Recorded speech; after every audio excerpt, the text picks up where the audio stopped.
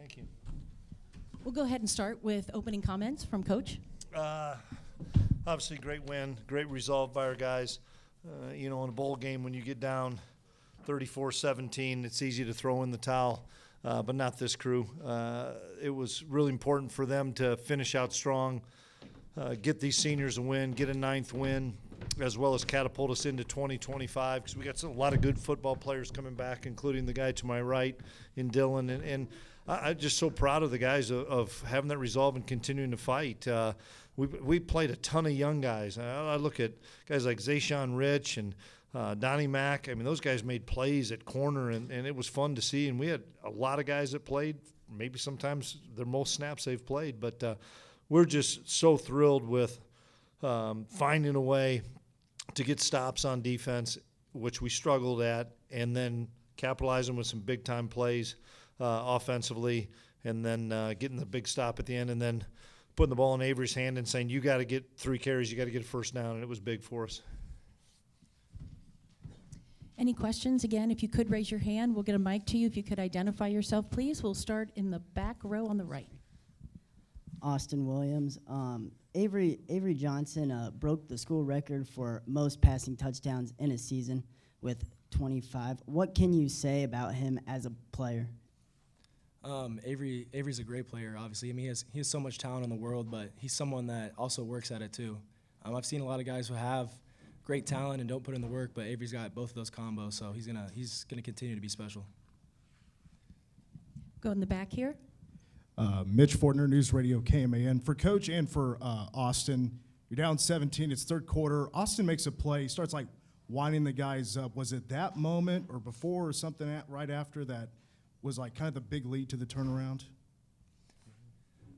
Yeah, I mean, honestly, I kind of did feel momentum shift right there, and I think guys, they were believing, but once we kind of started playing faster and we started sending more pressure, guys really believed and bought in, and I think that's kind of when we felt that momentum start to switch. Second row left. Dylan Kellestrop out here with the Wichita Eagle. How did you think you handled that much more usage today, and what do you think you did best on the field? I just tried to do my job to the best of my ability. We worked on these plays for the past 2 weeks, so just trying to do my job, and that's what I did today. Here on the left, front row.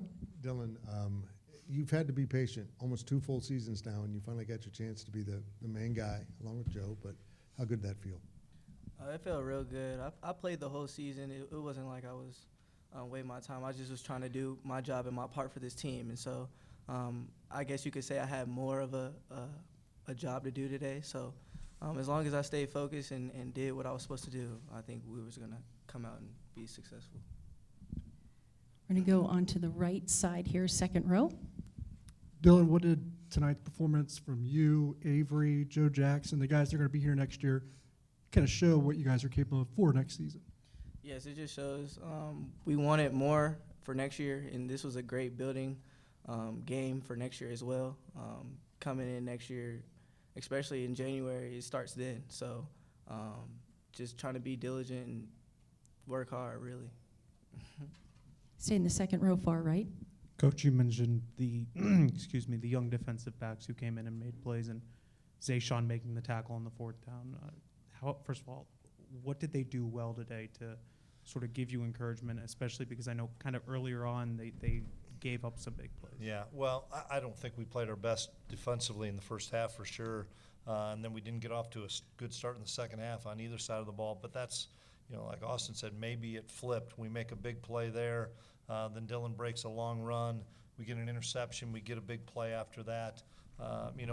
We just needed the momentum to flip, and once it did, I think you could tell our sideline had all the energy, and then they were starting to struggle a little bit. So it was huge for those young kids to come in and make plays, because Dylan sees those guys every day. Those kids are really good players. They just need belief and confidence, and it was fun to see Zayshawn and Donnie Mack get that belief and confidence today.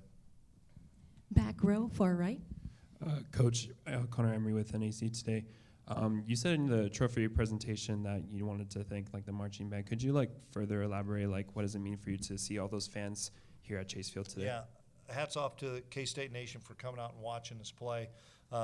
They travel and follow these guys all the time. But Dr. Trace, the Pride, they drove 20 hours. Our band drove 20 hours. And those kids have been a part of our football team ever since I've been here. And so we got done with active warm-up, and I went up into the stands with Taylor Bratt and thanked those people, thanked the band for coming here, because they're a part of what we do. And these guys will tell you, we have a big road win, and they're there at 6 in the morning because we always play after dark. They're there at 6 in the morning and welcome us all the time. And I can't thank the band and Dr. Trace enough for them being a big part of what we're doing here. Second row right.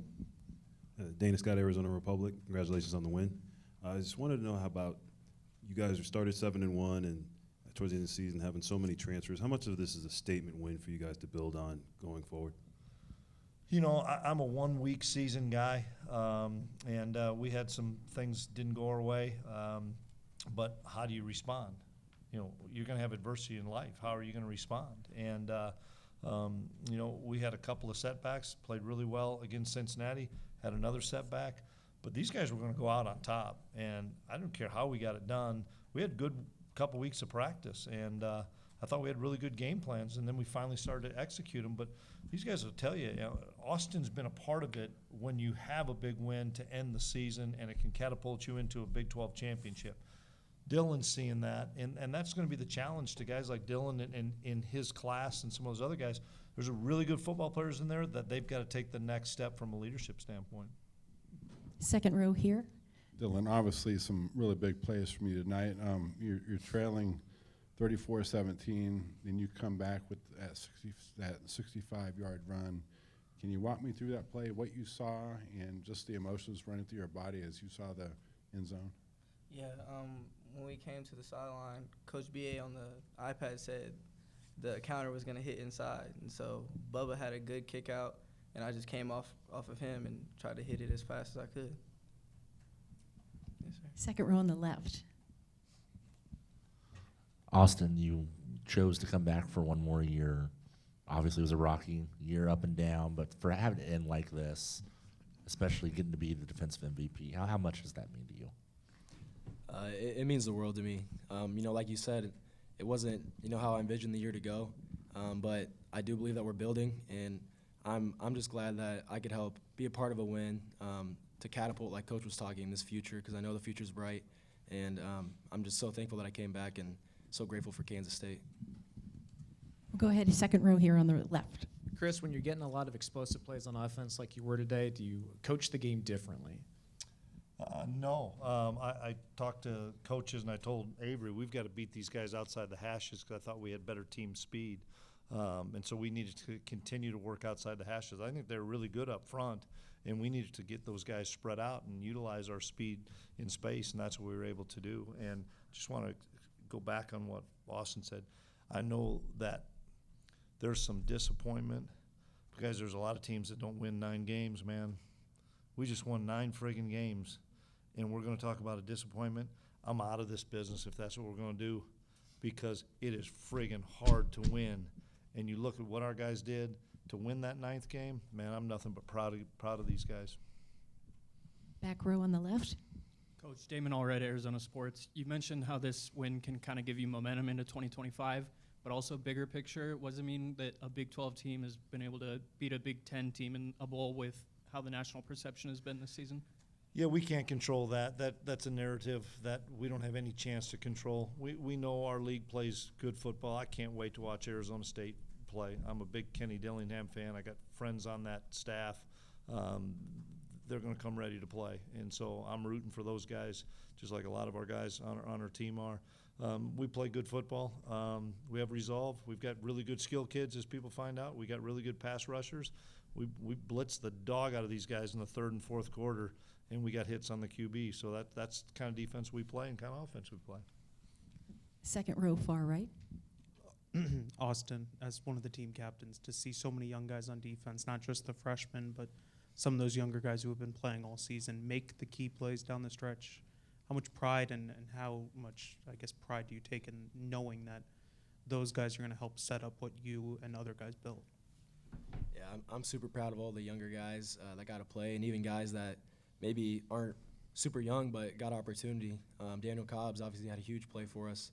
I think so many of those guys got a lot of confidence today, and it's going to carry into this offseason and carry into next year. So I think I'm so proud of those guys. Any other questions? Hold on. We're going right to that guy. Get the microphone. If you don't ask me about these alternate uniforms, you and I are going at it.